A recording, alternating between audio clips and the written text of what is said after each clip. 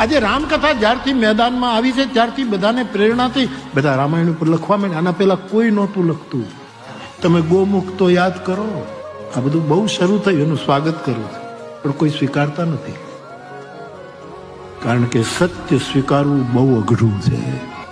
70 વર્ષ પહેલાના દાખલા બતાવો મને તમે. નહીં. ધન્ય છે રામાનંદ સાગર. મારે એ માણસને યાદ કરવા.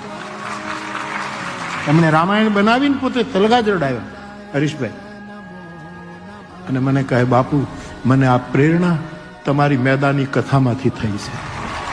ધન્ય છે આ સ્વીકાર, સત્યનો સ્વીકાર મૂકે. આ તો મારી સાથે બનેલી ઘટના. અને તમે રામાયણની આ સિરિયલ માટે કાંઈક, અને હું બોલ્યો છું, હું બોલ્યો ને રામ કિંકરજી 2 જણા બોલ્યા. સાહેબ હું 81 રનિંગ છું ત્યારે